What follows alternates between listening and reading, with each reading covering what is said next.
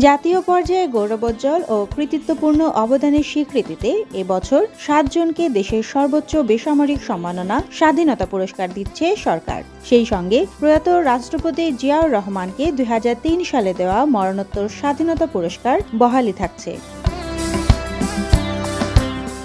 মঙ্গলবার ১১ মার্চ মন্ত্রিপরিষদ বিভাগ থেকে এক সংবাদ বিজ্ঞপ্তিতে এ তথ্য জানানো হয়েছে। বিজ্ঞপ্তিতে বলা হয়, শহীদ প্রেসিডেন্ট জিয়াউর রহমানকে ২০০৩ সালে দেওয়া স্বাধীনতা পুরস্কার মহামান্য সুপ্রিম কোর্টের যে রায়ের পটভূমিতে ২০১৬ সালে সরকার বাতিল করে, এ রায়ে তাকে প্রদত্ত স্বাধীনতা পুরস্কার বাতিলের কোনো নির্দেশনা না থাকায় মহান মুক্তিযুদ্ধে তার অসাধারণ অবদান বিবেচনায় তার স্বাধীনতা পুরস্কার বাতিলের এই সিদ্ধান্ত সরকার রহিত করেছে।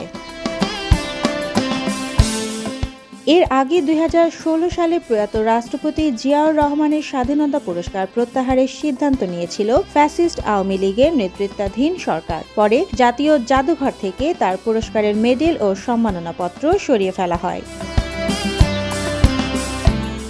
এই বছরের তালিকার ৭ জনের মধ্যে ৬ জনই পাচ্ছেন মরণোত্তর এ সম্মাননা। কেবল শিক্ষা ও গবেষণা ক্যাটাগরিতে বদরুদ্দিন ওমর জীবদ্দশায় এ পুরস্কারের জন্য মনোনীত হয়েছেন। তবে তিনি আগেই এক বিবৃতির মাধ্যমে পুরস্কার গ্রহণ করবেন না বলে জানিয়েছিলেন।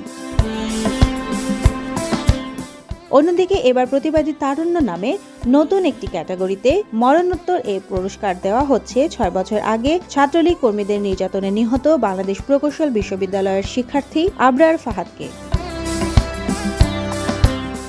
পুরস্কারের জন্য মনোনীত বাকিরা হলেন বিজ্ঞান ও প্রযুক্তিতে অধ্যাপক জামাল নজরুল ইসলাম, সাহিত্যে মীর আব্দুল শুকুর আল মাহমুদ, সংস্কৃতিতে নভেরা আহমেদ, সমাজসেবায় স্যার ফজলে হাসান আবেদ, মুক্তিযুদ্ধ ও সংস্কৃতিতে পপ সম্রাট আজম খান। তারা সবাই মরণোত্তর এ পুরস্কারের জন্য মনোনীত হয়েছেন। স্বাধীনতা পুরস্কার দেশের সর্বোচ্চ বেসামরিক সম্মাননা। ২৬ মার্চ স্বাধীনতা দিবস উপলক্ষে ১৯৭৭ সাল থেকে সরকার প্রতি বছর এ পুরস্কার দিয়ে আসছে। পুরস্কারপ্রাপ্ত ব্যক্তি বা প্রতিষ্ঠানকে ১৮ ক্যারেট মানের ৫০ গ্রাম স্বর্ণের পদক, পদকের একটি রেপ্লিকা, ৩ লাখ টাকা এবং একটি সম্মাননাপত্র দেওয়া হয়। Desk report, Deshkal news.